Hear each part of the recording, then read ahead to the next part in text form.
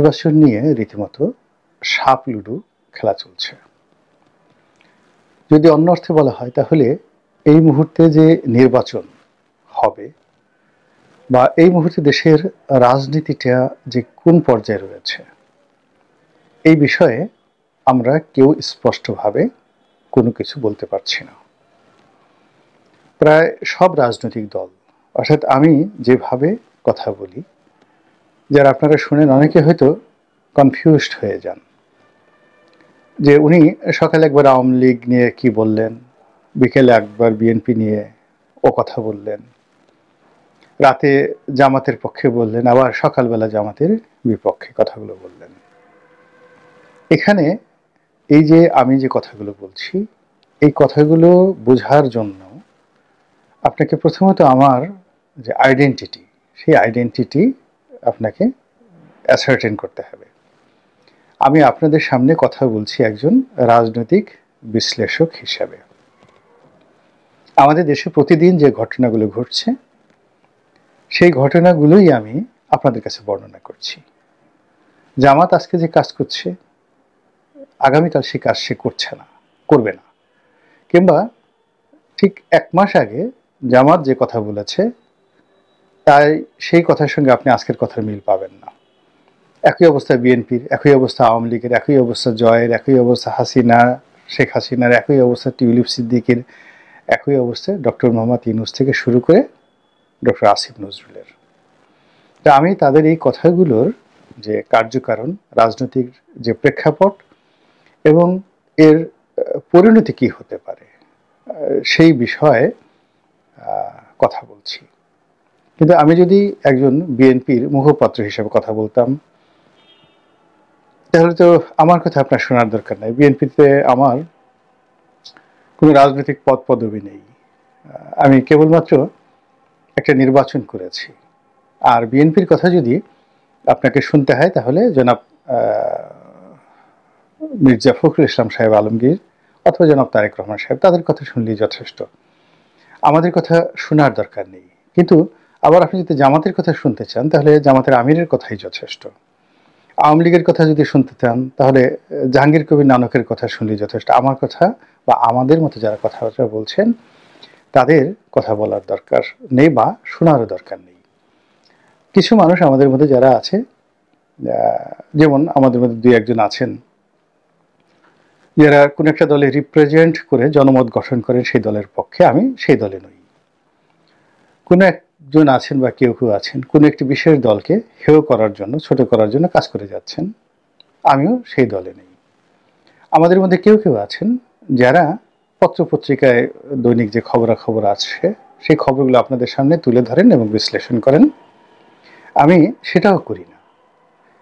আমি যে কাজটি করি সেটা হলো পত্রপত্রিকায় সাধারণত সেই 2009 সন থেকে আজ অবধি আমি কলাম লিখি, নিবন্ধ লিখি, এটিকে সম্পাদকীয় বলা হয়, এডিটোরিয়াল।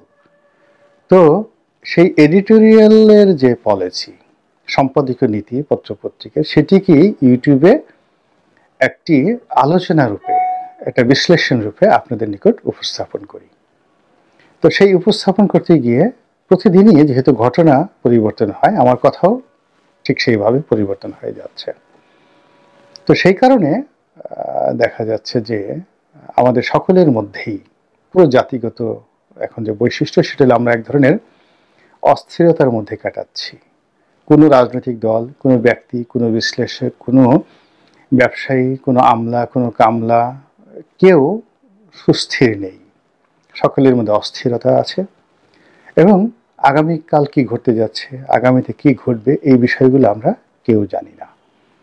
এবং না জানার কারণে কি হচ্ছে, সমস্ত কিছু আমাদের কাছে অস্পষ্ট। আর সেই অস্পষ্টতার কারণে আমরা ঘুরছি। কেউ আমার কাছে আসছেন, কেউ পিনাকির কাছে যাচ্ছেন, কেউ হয়তো আরও আরেকজনের কাছে যাচ্ছেন, কথাবার্তা শুনছেন। আপনার চিন্তা চেতনার সঙ্গে যদি মিলে যায় স্বস্তি পাচ্ছেন, আর যদি না মিলে তাহলে আপনার ক্রোধ বেড়ে যাচ্ছে। এবং এই যে আমাদের সামগ্রিক আপনার যে অবস্থা, সেই অবস্থা বাংলাদেশের বেশিরভাগ মানুষের নয়, সকল মানুষের। এখন এই যে সকল মানুষের যে এই যে অস্থিরতা, সেই অস্থিরতাকে সামাল দিতে পারে যে রাজনীতি, তো সেই রাজনীতি এখন আর বাংলাদেশে নেই। আওয়ামী লীগের রাজনীতি নেই, বিএনপি রাজনীতি নেই, জামাতের রাজনীতি নেই, কারো কোনো রাজনীতি নেই। এই মুহূর্তে যেটি হচ্ছে সেটি হলো নির্বাচন কেন্দ্রিক নড়াচড়া। ক্ষমতার এই মুহূর্তে যতটুকু আছে, কে কতটা ক্ষমতা ভোগ করতে পারে এবং কে কতটুকু ক্ষমতার অংশীদার হতে পারে তা নিয়ে রাজনৈতিক দলগুলোর মত পার্থক্য, বিরোধ, মতবিরোধ এবং ক্ষেত্র বিশেষে দ্বন্দ্ব সংঘাত।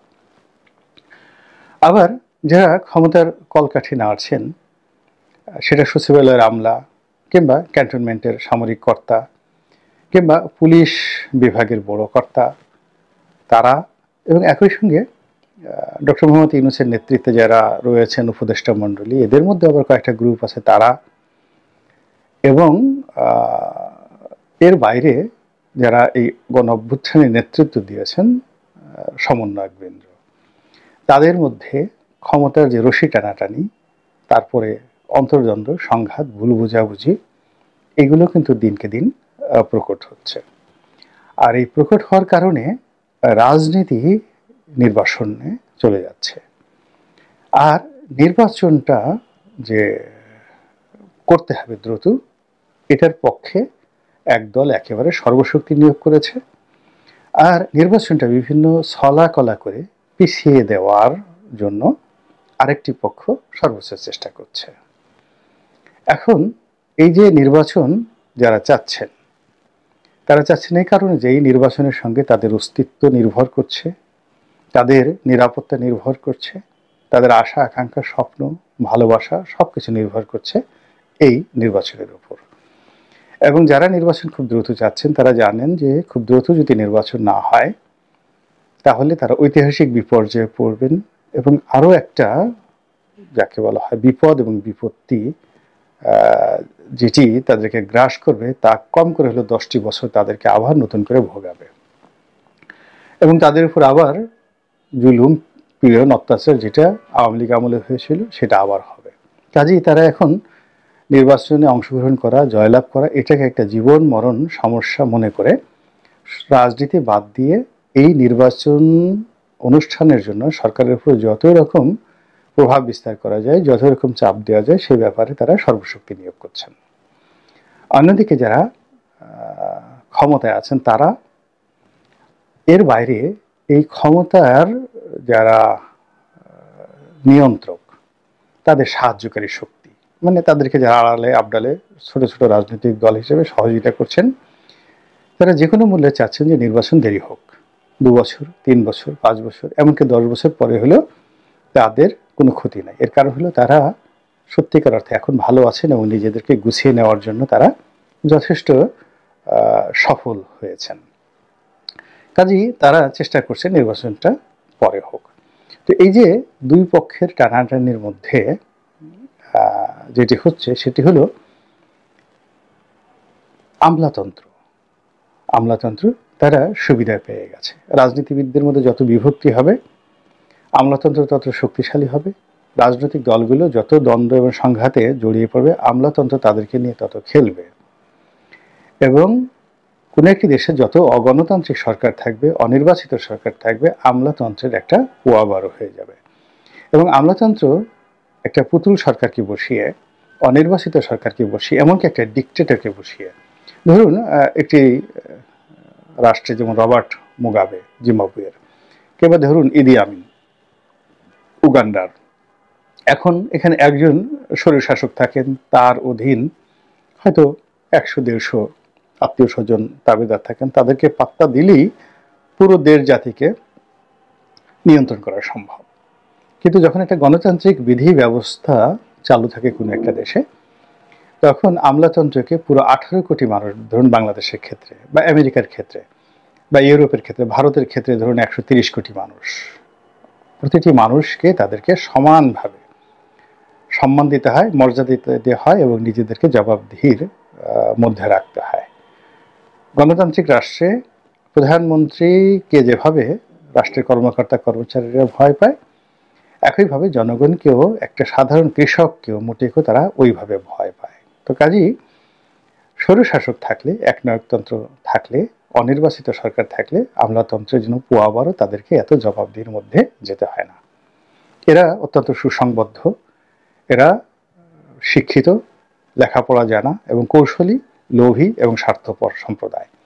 তো কাজেই তাদের কবলে আপনি পড়েছেন কিনা এবং আপনার এই তাদের কবলে পড়ার কারণে এই যে নির্বাচন যেটা বিএনপি চাচ্ছে যে 2025 সনের জুলাই আগস্টের মধ্যে নির্বাচন সম্ভব, এই কথা বলে তারা যে একটা বল ছুড়ে দিয়েছেন, সেই বলটা তারা চাচ্ছে যে কোনো অবস্থাতে যেন ডিসেম্বরের পরে না হয়, অর্থাৎ 2025 সনের ডিসেম্বরের মধ্যে নির্বাচন হতে হবে। এটা বিএনপির দাবি।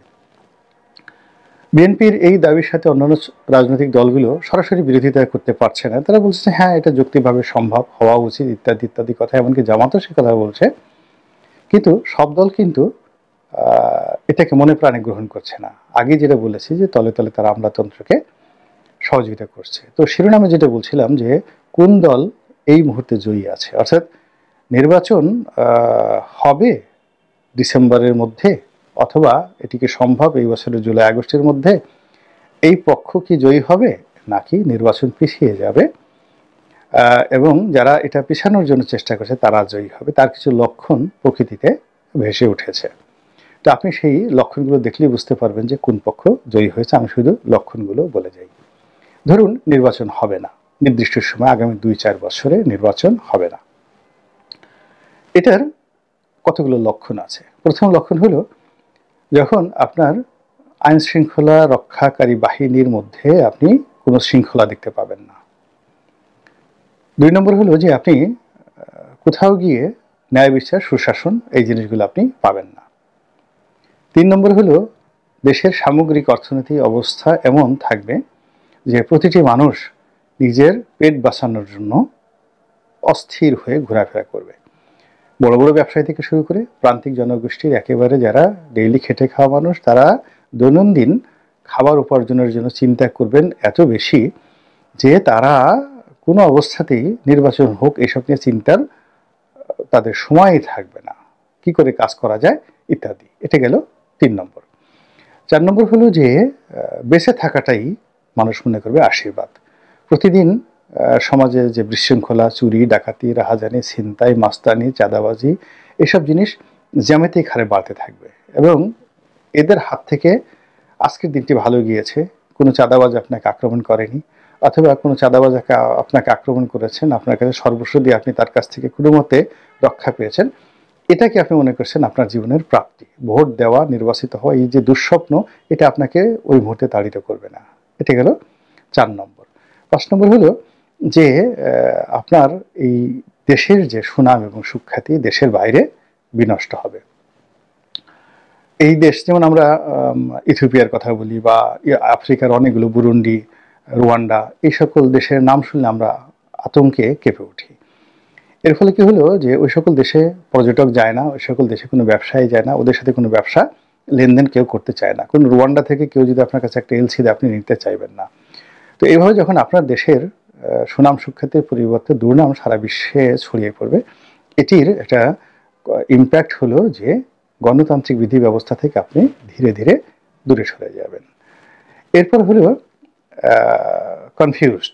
কনফিউশন, অর্থাৎ একটার সঙ্গে আর একটা গিট্টু লাগিয়ে দেওয়া। যদি এই মুহূর্তে অনেকগুলো বিতর্ক যে নির্বাচনের বিতর্ক, এখন নির্বাচন কি হবে, এটি কি সংসদীয় পদ্ধতি সরকার হবে নাকি রাষ্ট্রপতি শাসিত সরকার হবে, তারপরে দেশের নাম কি হবে, ভাষা কি হবে, তারপরে জাতিসত্তার পরিচয় কি হবে, এরকম অহেতুক অনেকগুলো বিতর্ক যখন আসবে এবং আপনি যখন সেই বিতর্ক যে মধ্যে আপনার কোনো আগ্রহ থাকবে না, জনগণের কোনো আগ্রহ থাকবে না, কিন্তু যারা ক্ষমতাধর তারা এই বিতর্কগুলো সৃষ্টি করবে, আপনি বুঝবেন যে নির্বাচন হচ্ছে না, হবে না। একেবারে 7 নম্বর যেটা, সেটা হলো নির্বাচন হবে, হওয়ার পর একজন রাষ্ট্রপতি বা একজন প্রধানমন্ত্রী তারা তো একটা জায়গায় বসে অফিস করবেন, এক জায়গায় বসবাস করবেন, সংসদ সদস্য যারা হবেন তারা এক জায়গাতে গিয়ে কাজ করবেন, পার্লামেন্ট ভবন। তো এই ভবনগুলোর দিকে তাকান বা বাসভবনগুলোর দিকে তাকান এবং সেখানে সেই জুলাই আগস্টের মধ্যে যারা আসবেন, এখন আপনি একজন প্রধানমন্ত্রী বানাবেন, তাকে নিয়ে আপনি কোথায় রাখবেন? ভাড়া করা বাড়িতে, যমুনাতে, নাকি সেক্রেটারিয়েটের মধ্যে ছোট্ট একটা রুমের মধ্যে তাকে বসতে দিবেন? তো এই ভবনগুলোর দিকে আপনি তাকালেই এদের দুরবস্থা, শোভা অবস্থা এবং এদের চাকচিক্যের উপর আপনি অনুমান করতে পারবেন যে এই ভবনের বাসিন্দারা কবে আসছেন, কখন আসছেন, কিভাবে আসছেন। তো সেগুলো দেখে যদি আপনার মনে হয় সবকিছু ইতিবাচক, অবশ্যই নির্ধারিত সময় নির্বাচন হবে। আর যদি মনে হয় নেতিবাচক, ধরে নিন যে সহসা নির্বাচন হচ্ছে না। মহান আল্লাহ আমাদের সবাইকে হেদায়েত দান করুন এবং হেফাজত করুন। আসসালামু আলাইকুম।